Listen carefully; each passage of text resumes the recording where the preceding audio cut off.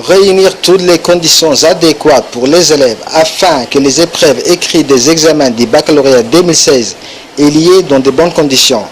Tel a été le leitmotiv de la réunion entre les MENEFOP et les chefs des centres des examens du baccalauréat 2016 qui a eu lieu dans la salle de réunion du ministère.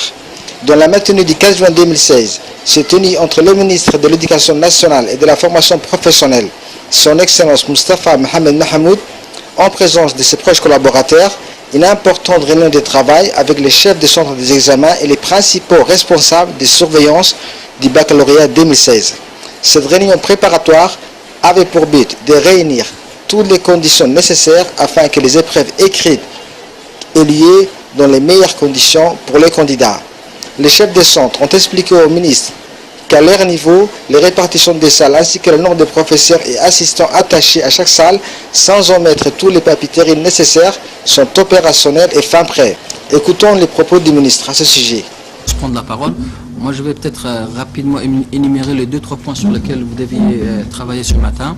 C'est déjà au niveau de l'organisation, voir chaque centre d'examen, l'organisation qu'il a proposée, mais surtout voir que tous les documents qui doivent être disponibles pour chaque centre ou affichés devant chaque salle soient déjà faits. Parce que nous, lundi, je vais dépêcher une commission qui vont donc superviser tous les centres pour voir si tout est prêt.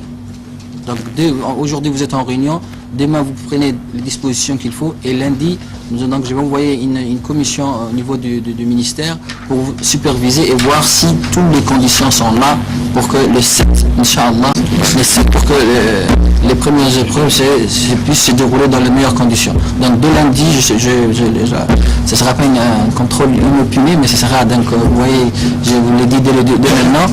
Deuxième point sur lequel vous devez discuter, c'est justement comment ensemble nous devons combattre les fraudes. C'est très important que ce soit des fraudes qui viennent du candidat.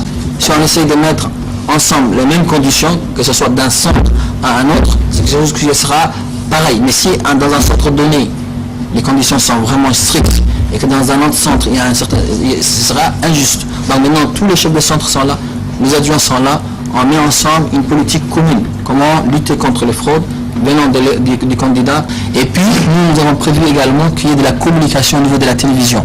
Donc ce sera en langue nationale, en français, où on va essayer de désigner des personnes qui vont communiquer, informer les candidats, informer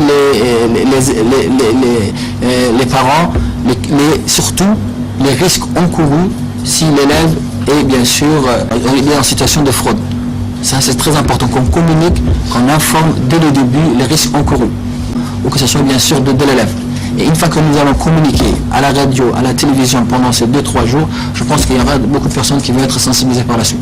Ensuite, sur le terrain, il faut que tout ce qu'on le dit, il faut qu'on arrive à les mettre également en exécution. Donc strict au niveau de la communication, l'information, strict au niveau justement de pratique des choses sur le terrain.